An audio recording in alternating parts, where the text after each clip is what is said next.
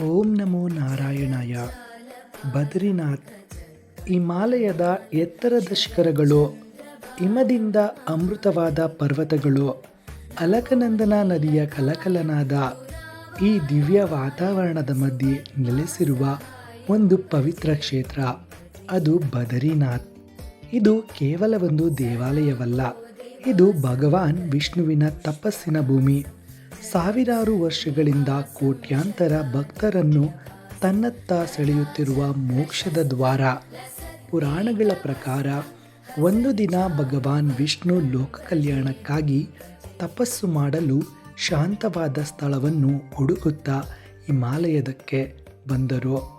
ಅಲಕನಂದನ ನದಿಯ ತೀರದಲ್ಲಿ ಆಸೀನರಾಗಿ ಕಣ್ಣು ಮುಚ್ಚಿ ಅವರು ತಪಸ್ಸು ದಿನಗಳಲ್ಲ, ವರ್ಷಗಳಲ್ಲ, ಯುಗಗಳವರೆಗೆ ಮುಂದುವರಿಯುತ್ತಿತ್ತು. ಆದರೆ ಹಿಮಾಲಯದಲ್ಲಿ ಕಡು ಚಳಿ ಹಾಗೂ ಹಿಮಪಾತ ಮತ್ತು ಬಿರುಗಾಳಿಗಳು ಅವರ ದೇಹವನ್ನು ಆವರಿಸಿದವು.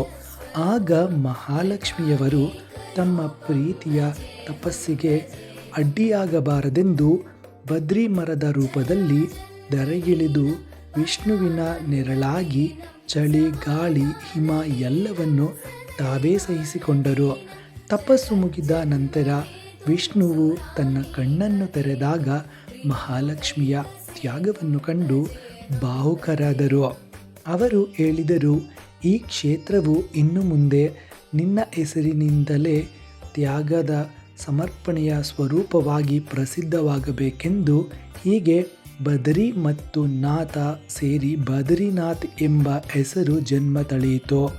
ಈ ಕ್ಷೇತ್ರವು ನರ ಮತ್ತು ನಾರಾಯಣರ ಋಷಿಗಳ ತಪೋಭೂಮಿಯಾಗಿದೆ. ಅವರು ಇಲ್ಲಿ ಮಾಡಿದ ತಪಸ್ಸಿನಿಂದ ಈ ಪ್ರದೇಶವು ದೈವಿಕ ಶಕ್ತಿಯಿಂದ ತುಂಬಿದೆ ಎಂದು ಪುರಾಣಗಳು ವರ್ಣಿಸುತ್ತವೆ. ಕಾಲಕ್ರಮೇಣ ಈ ದೇವಾಲಯವು ಜನರ ಕಣ್ಣಿಗೆ ಕಾಣದಂತಾಯಿತು. 8ನೇ ಶತಮಾನದಲ್ಲಿ ಆದಿಶಂಕರಾಚಾರ್ಯರು ಅಲಕನಂದನ ನದಿಯಿಂದ ಶ್ರೀ ಬದರಿನಾರಾಯಣರ ಮೂರ್ತಿಯನ್ನು ಪತ್ತೆ ಹಚ್ಚಿ ಇಂದಿನ ದೇವಾಲಯದಲ್ಲಿ ಪ್ರತಿಷ್ಠಾಪಿಸಿದರು. ಅಲ್ಲಿನಿಂದ ಇಂದಿನವರೆಗೂ ಈ ಕ್ಷೇತ್ರವು ಭಾರತದ ಪ್ರಮುಖ ಚಾರಧಾಮದಲ್ಲಿ ಒಂದಾಗಿ ಪೂಜಿಸಲ್ಪಡುತ್ತಿದೆ.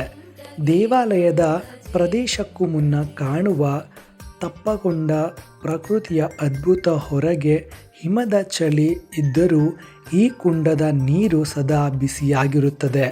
ಈ ನೀರಿನಲ್ಲಿ ಸ್ನಾನ ಮಾಡಿ ದೇವರ ದರ್ಶನ ಮಾಡುವುದು ಪವಿತ್ರವೆಂದು ಭಕ್ತರು ನಂಬುತ್ತಾರೆ. ದೇವಾಲಯದ ಎದುರು ಭವ್ಯವಾಗಿ ನಿಂತಿರುವ ನೀಲಕಂಠ ಪರ್ವತ ಬೆಳಗಿನ ಮೊದಲ ಸೂರ್ಯಕಿರಣದ ಚಿನ್ನದಂತೆ ಹೊಳೆಯುತ್ತದೆ. ಆ ದೃಶ್ಯವನ್ನು ಒಮ್ಮೆ ಕಂಡರೆ ಜೀವನ ಪೂರ್ತಿ ಮರೆಯಲಾಗುವುದಿಲ್ಲ. ಮಹಾಭಾರತದ ಪ್ರಕಾರ ಪಾಂಡವರು ತಮ್ಮ ಕೊನೆಯ ಯಾತ್ರೆಯಾದ ಸ್ವರ್ಗಾರೋಹಣದ ಮಾರ್ಗವನ್ನು ಇದೇ ಪ್ರದೇಶದಿಂದ ಆರಂಭಿಸಿದರು ಎನ್ನುವ ನಂಬಿಕೆಯೂ ಇದೆ. ಅದರಿಂದ ಈ ಭೂಮಿಯನ್ನು ಮೋಕ್ಷದ ಮಾರ್ಗವೆಂದು ಕರೆಯಲಾಗುತ್ತದೆ.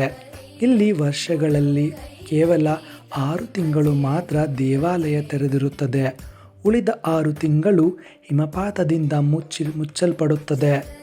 ಆದರೆ ಭಕ್ತರ ನಂಬಿಕೆಯ ಪ್ರಕಾರ ಆ ಅವಧಿಯಲ್ಲಿ ದೇವತೆಗಳು ಇಲ್ಲಿ ಬಂದು ಶ್ರೀ ಬದರಿನಾರಾಯಣನನ್ನು ಆರಾಧಿಸುತ್ತಾರೆ. ಬದರಿನಾಥ್ ಕೇವಲ ಕಲ್ಲಿನಿಂದ ಕಟ್ಟಿದ ದೇವಾಲಯವಲ್ಲ, ಅದು ಭಕ್ತರ ತ್ಯಾಗ, ತಪಸ್ಸು ಮತ್ತು ನಂಬಿಕೆಯ ಜೀವಂತ ಸಂಕೇತ. ಈ ಕಾರಣದಿಂದ ಸ್ವಯಂ ನಾರಾಯಣನೇ ಈ ಒಂದು ಸ್ಥಳಕ್ಕೆ ಭೇಟಿ ನೀಡಿ ತಪಸ್ಸಾಚರಿಸಿರುವುದರಿಂದ ಇದೊಂದು ವಿಶೇಷ ಸ್ಥಳವಾಗಿದೆ.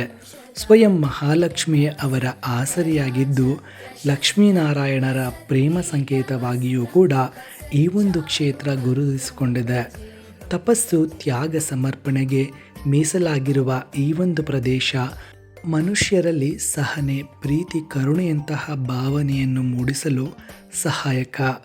ಮಹಾಲಕ್ಷ್ಮಿ ಸಮೇತನಾಗಿ ನೆಲೆಸಿರುವ ನಾರಾಯಣನ ದರ್ಶನ ಮಾಡುವುದರಿಂದಲೇ ನಮ್ಮ ಸಕಲ ಪಾಪವು ಈ ಒಂದು ಕ್ಷೇತ್ರದಲ್ಲಿ ಕರಗಿ ಹೋಗುತ್ತದೆ. ಓಂ ಲಕ್ಷ್ಮೀನಾರಾಯಣಾಯ ನಮಃ.